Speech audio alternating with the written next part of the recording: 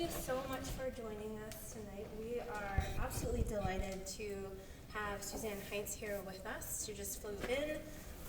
And Suzanne's work has been viral. I don't know that it's ever gone non-viral. For probably 10, maybe more years, she's been working on this project for over 20 years. When I first learned about it, I actually was teaching a concepts in photography class 8 years ago. I asked students if you could talk to any living artist, who would it be? And a student wrote back with Suzanne Heintz's name, sent me a link to one of the many viral posts, fell in love with the work. I reached out, did not expect to hear back from her. She very graciously responded and agreed to talk to the class. From that moment on, I have been super fan and shown her work to all of my classes. It is inspiring, and I love how much it continues to provoke creative exploration, engagement in heavy material through fun and beautiful photographs with our students. I'm going to let her continue to talk about the work, but if you haven't seen it, go to her website, please. If you have not watched her amazing documentary, it's available on Amazon, and I encourage you to watch it at least once.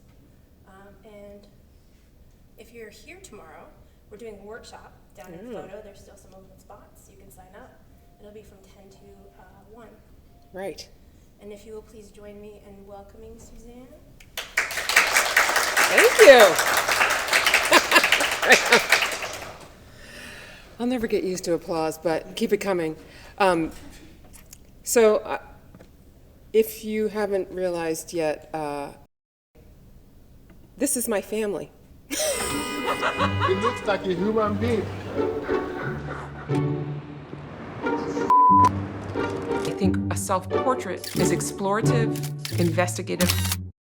It's the mindset behind the image. It's hot. Part of the brilliance of Suzanne's work is that she's really speaking to the cultural amnesia we have around the family and what is an appropriate model of the family. This is my oldest and only child. This is Mary Margaret. She's 8. She's been 8 for 10 years. It's almost like being ambushed. You're sucked into these images. First it was in the backyard, and then it was, oh, well, let's go to Utah, and then she takes it to Paris, and now we're here in New York. Art's hard, remember, Art is hard and painful. Where'd it go?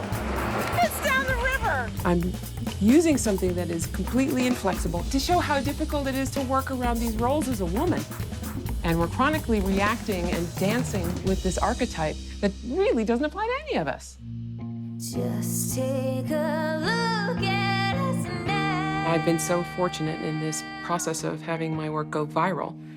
I've been able to get feedback from people around the world. Especially in Korea, where the pressure of the American is probably more extreme than the US.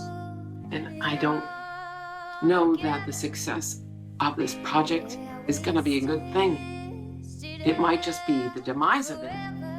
We end up living our lives through images of ourselves living life. The concept behind all of it is the struggle of self against a society that you must fit in.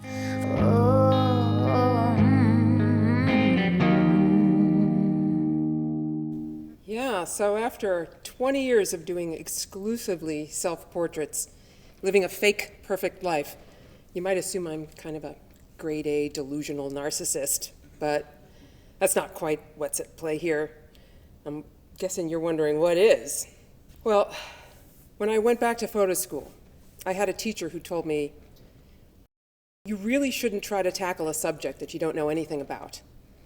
And you need to speak from your own experience and be honest in order to make work of any value to yourself or anyone else. And as a person who hates fake BS, that really appealed to me. And you know, that teacher, she gave us an assignment that to this day I have never finished. And that was to portray a personal myth. A head scratcher for sure. So at the time I looked up what was the definition of myth in Webster's. It explained that it meant a widely held but false belief, or a legend or allegory, or like a story or a picture that when analyzed reveals a hidden meaning, typically a moral or political one. So I thought about it for a while, and I just couldn't figure out what my personal myth was. And it wasn't until I had an argument with my mother about how I was being too picky with my choice in boyfriends, and that I just needed to hurry up and pick someone if I wanted to settle down and have a family. And I remember hollering at her, you know, Mom, I just can't go out and buy a family. It's not something I can make happen at will. Well, later on, while out shopping, I passed by a retail liquidation outlet and saw a family of mannequins set up in a window for sale.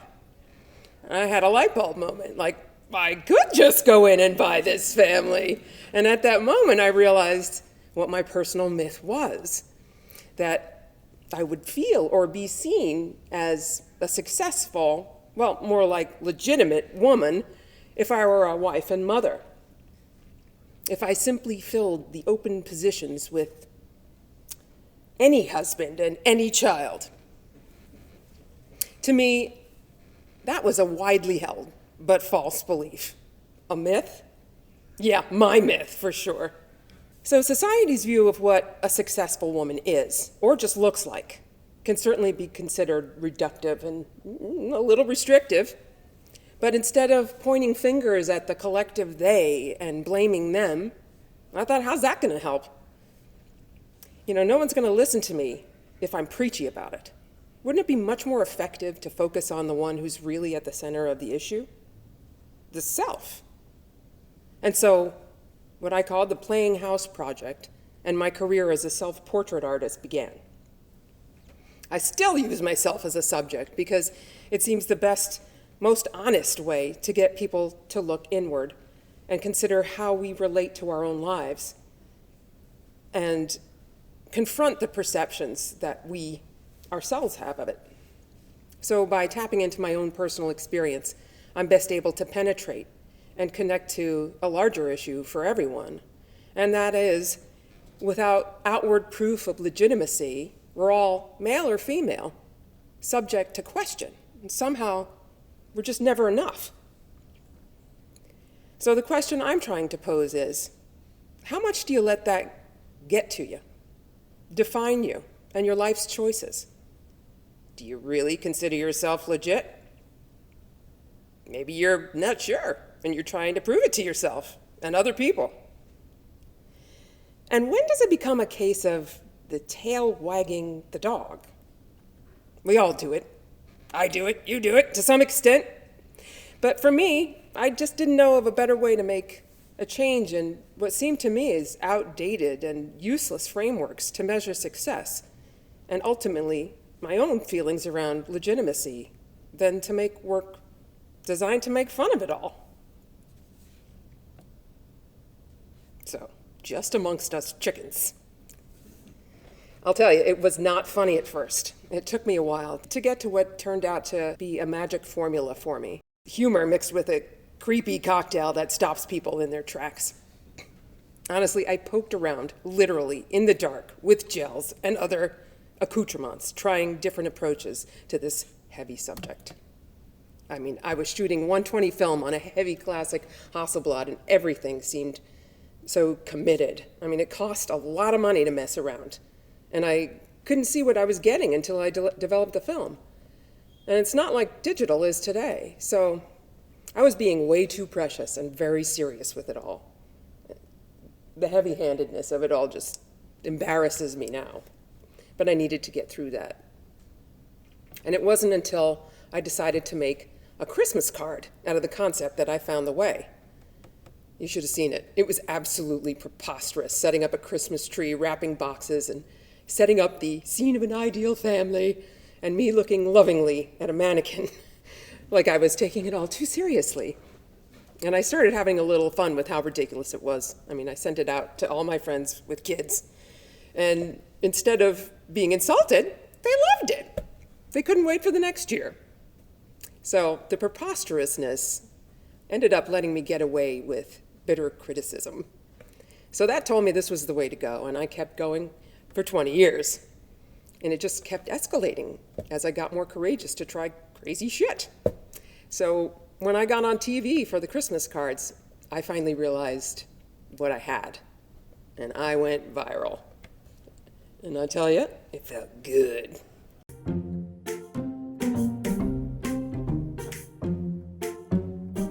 I have to get inside this mind. Suzanne, how are you this morning? Fotógrafa americana Suzanne Heintz. So let me ask you a question. Why do you go to so much trouble? Why else? I am really curious. Did you? Do they have a backstory? So how did you? Who are you? Why are you doing this? Porque Suzanne. Why? Why? Why? Why? Why?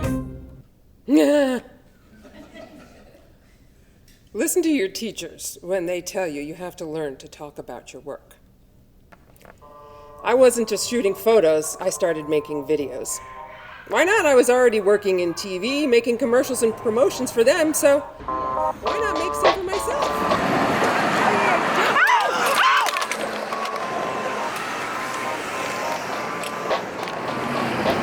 Where'd it go? It's down the river. That is $1,000.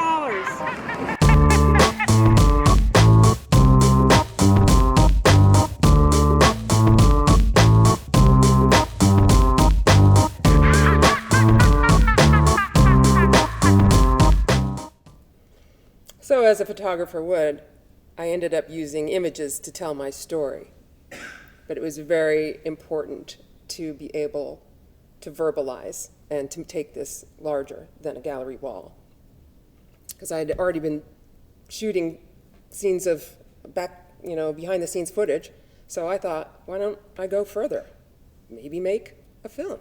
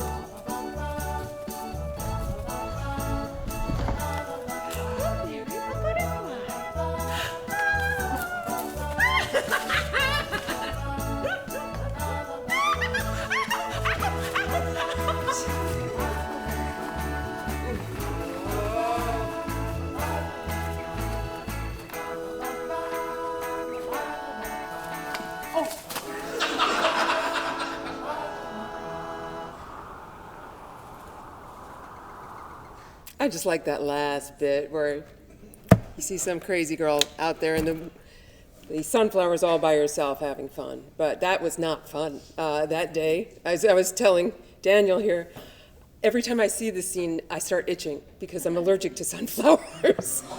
And I got a terrible case of hives after this, but it turned into a great film, and then we made it into a commercial, which ended up leading to the next film. So, at one point in the project, I went as far as to stage the perfect wedding, not only as a photo series, but also in the form of this short film, as a perfect way to make that point about the tail wagging the proverbial dog, and I called it The Vows. Suzanne Heintz is with us on the phone. I have to get inside this mind. Suzanne, how are you this morning? God, who am I? You got the wrong arms on Mary. Stop it, you're choking her. Dave, where's my camera? I'm on my way to becoming a diva. You can't tell me the truth anymore. 1, 2, 3, 4, 5, 6. You're a living Mary Luke.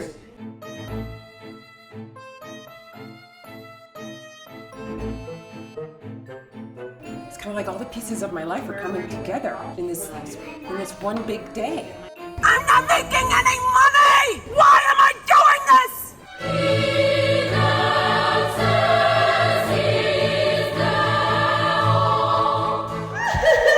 What's wrong with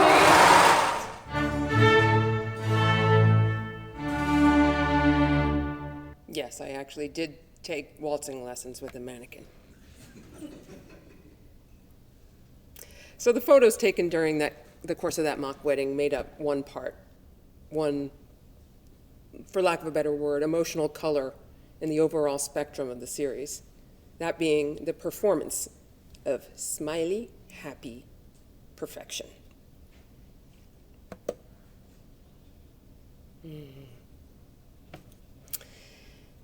But after that, things changed. Various emotional and also practical contexts changed and deepened over the course of time. And it ended up reflecting the changes that we experience over time in how we feel about who we are and who we think we're supposed to be. That was painfully true for me personally inside the context of this project. I mean, I was trying real hard to be a successful artist and trying equally as hard to maintain that image in the eyes of the public, to gain followers, while at the same time trying to appeal legitimate to the art world. Yet the press coverage I was getting was most often trite and belittling, and my images, my message, and my personal story was appropriated and warped into a feminist gimmick for clicks. So I stopped smiling in my photos.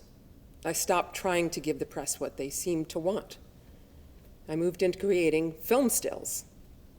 And by taking a sliver of a moment out of a timeline, I was better able to access and play with the core of what I was getting at, which was faking it. I was faking the truth, the best in these moments. The moments when you let your guard down, the moments that are personal, the moments that seem a drag. These are the moments when it's not perfect. These are the moments you don't see on Instagram. This is when I felt like the work actually hit its peak, because I really could have kept going. But I felt like it wasn't going to get better if I did. It took me some time to realize it was time, and to keep going really was faking it in the worst kind of way. Moving on from the goose that laid my golden egg was a really hard thing to do. I felt like I needed to reclaim my integrity by ending on a high note. Not to beat the series to death to keep my name in the news, and also to keep my doubts at bay about whether or not I had another equal or better idea in me. And I knew once I got to this stage that I had to kill my baby, and I did it with this image. It was easy to distract myself from doubts about where I was going and anxieties about what my next project would be. I mean, after 15 years, the press coverage ended, and it looked like the documentary wasn't going to get funded, and I had to work to keep the bills at bay. After getting laid off from my cushy job in TV, which gave me the time and the income to produce my personal work, I found myself financially insecure. And I was taking what they were giving, working for a living, and at all hours for some really chaotic startups, too. I really had no time to focus on anything else, which was fine by me, because I was quite and quietly terrified that I'd never come up with anything as good as my first success. So I covered the bowl and let my dough rise. And it took 3 years. It wasn't until I took a job for a big company working alongside the C-suite executive team that I was struck with my next idea. Despite their heavy focus on bringing your authentic self to work, there I saw the two faces of the people I thought I knew. I saw the things upstairs that made me realize that projecting the image of success really was more important than actually being one. That image was the deciding factor in who stayed and who went. Then I realized that my original concept about projecting the appearance of success in your personal life is even more vivid in business and is never more apparent than on LinkedIn. And that's why I released my next project there. I called it Best Foot Forward as a result of a LinkedIn advertising prompt to impress my next hiring manager with a dazzling resume. So I basically live two lives, one as an artist and the other as a corporate creative director, and I actually have two LinkedIn profiles so as to not taint one perception with the other. In both worlds, my success is driven by that perception, what others think of me. And what others think of me not only has a direct effect on my income, it also affects my own sense of who I am, my identity, and ultimately, its worth. I'm pretty sure I'm not alone in this. Am I successful? Am I good? Is a question that plagues us all and drives our life path. Yet, oftentimes we find that we're not actually the ones behind the wheel controlling our life circumstances. It's the whim of the stock market, our boss, or advances in tech, maybe even global warming. We're all beholden to these acts of God as the ground shifts beneath us, and oftentimes our sense of identity is built upon them or devastated by them.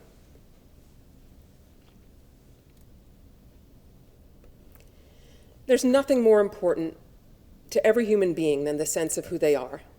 It shapes every decision. It shapes every interaction. It shapes the impact we make with the entirety of our lives. I mean, just look at our world leaders and you can see how their identities shape our world order. So from this internal epicenter, the whole world is changed. As you saw in the Playing House project, I question the necessity of the role of wife and mother to validate a woman's existence and my own existence. And in each of these images, you'll find a woman straining to make a fictitious story of her best life real, at any cost. A story that she inherited from a generation and an era that just no longer exists. It seems she's oblivious to its absurdity as she fulfills the role that she assumes she needs to legitimize her. She's caught in a tableau of her own creation, in Christmas cards and vacation pictures, in an image of marital bliss, all carefully constructed according to the specification of, well, not her own fantasy, but everyone else's.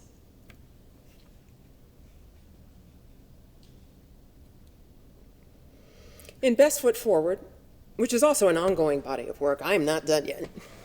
I go beyond that to question the role of the professional persona as a source of personal validation. In the business profile portraits of Best Foot Forward, you'll see my appearance change like a chameleon, taking on the identities of women from different walks of life who play different games to succeed, yet one thing remains consistent. They all share my DNA. They all could have been me under different circumstances.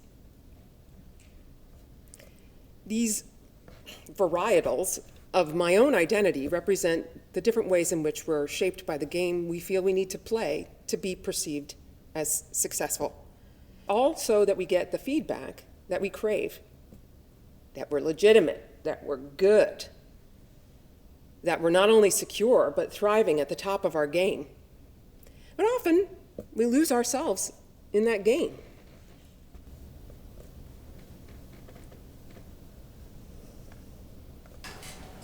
Yes, of course. My name is Suzanne Heintz Alsworthy, Chief Financial Officer for Principium Investments. What is my PVP? Beg pardon? Personal value proposition? Do you ask the male officers this question? Oh, you mean, who am I? Well, if you don't know, Elizabeth, I don't have time for this nonsense. What is this? I thought this was for Forbes. Excuse me. Elizabeth, next time you book me one of these upcoming interviews that are supposed to be so I swear to God.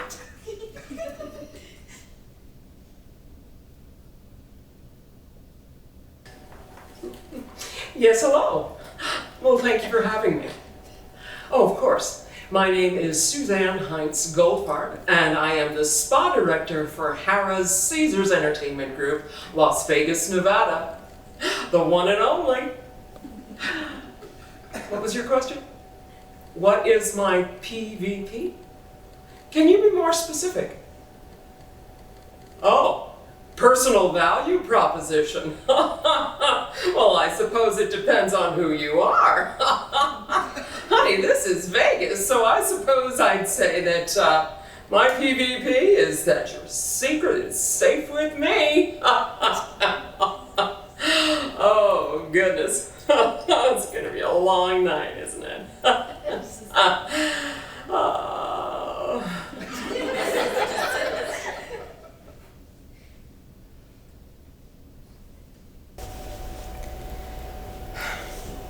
Yes, of course.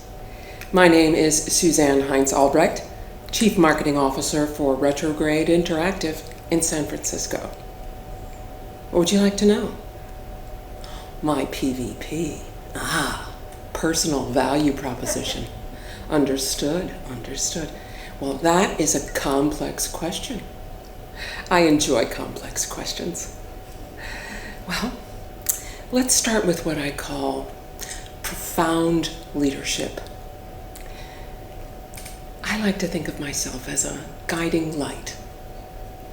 I bring lucidity not only to the tech marketplace, but to the creative teams I lead.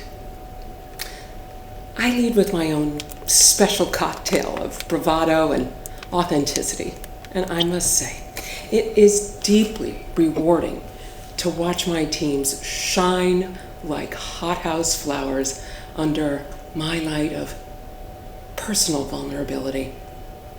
So thank you. Thank you for asking such a deeply perplexing question. I'm humbled and honored.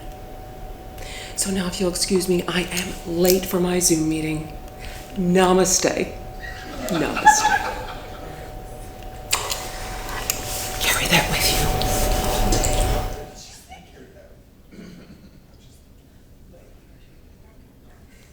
you. Is this where we get to say action? Action! What's my PvP? Oh, personal value proposition. Oh, well, of course. My name is Suzie Heintz, and I am the third top selling commercial realtor for the Boca Raton area. 47 units sold last year alone, I'm proud to say. Plowed. I'm plowed. No, last night I was, but now I'm proud. And my goal is to be the top regional seller this year. Well, you know, real estate is dog eat dog. I just do what it takes to make the sale. Anything, if you know what I mean. Every time I make a sale, I post it on LinkedIn. I got a lot of followers, and why shouldn't I? Everybody loves a winner hitting their stride. I've been told it's LinkedIn's algorithm. Well, I don't know. I think more it's me. Who doesn't love me?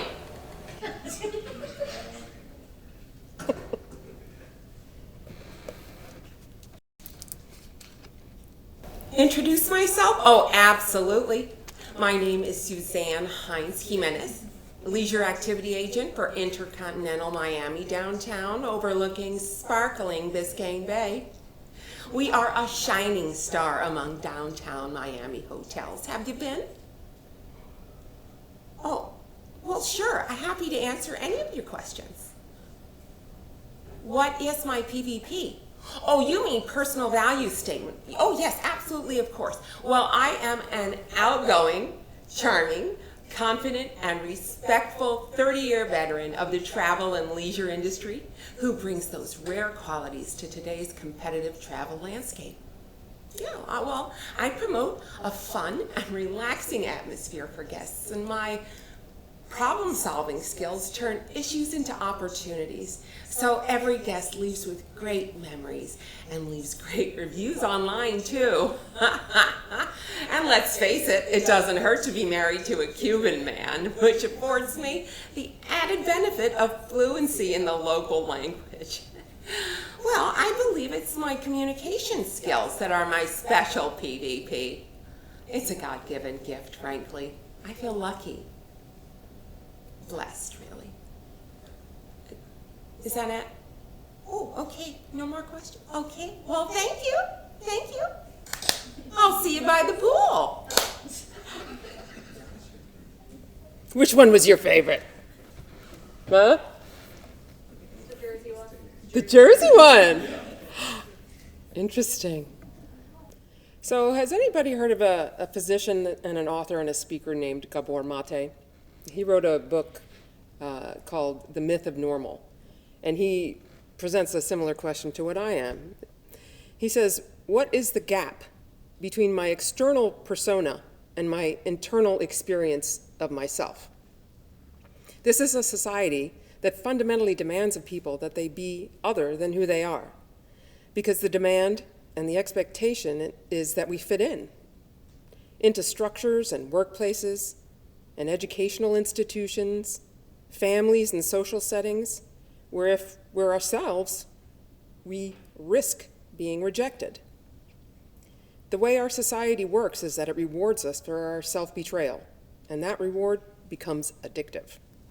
Our value is based on praise. Our culture rewards it. Meanwhile, the soul is being ground to dust inside.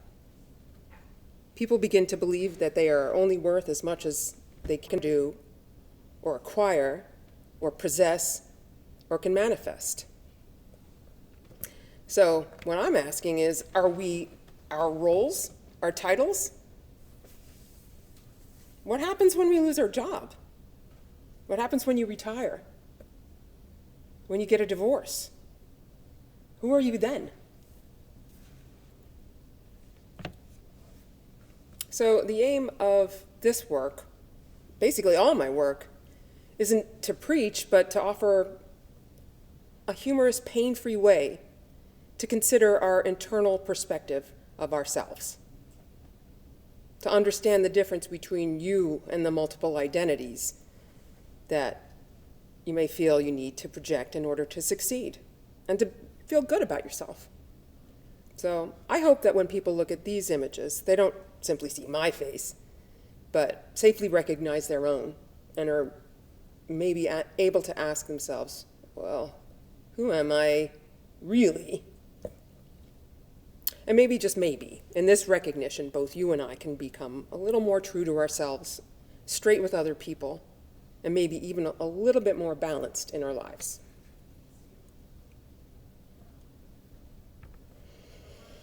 So, you're enrolled in this photography program. What's the end game? Why? We all know AI is coming. We all know it's far from easy to make it in life as a photographer. And I had to ask this question myself. Is it going to be worth it? You sure you want to stick this out?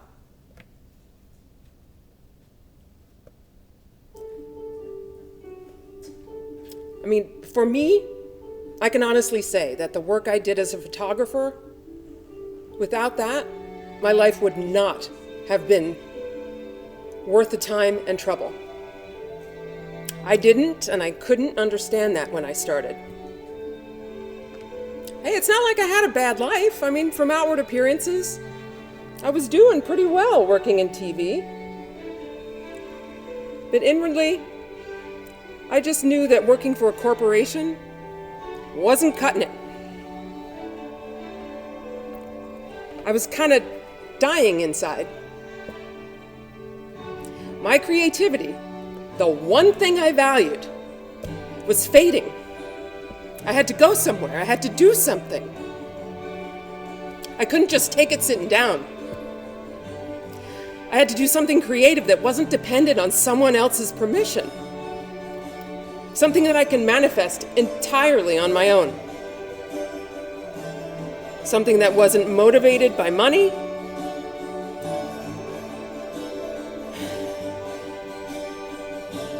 But the truth. Something that couldn't be shut down by anyone else's personal agenda. And something with integrity, where I wouldn't have to dumb down, where I wouldn't have to dumb down my creativity to sell a product to the masses. Something, just one thing, that wasn't fake bullshit. So I went to photography school.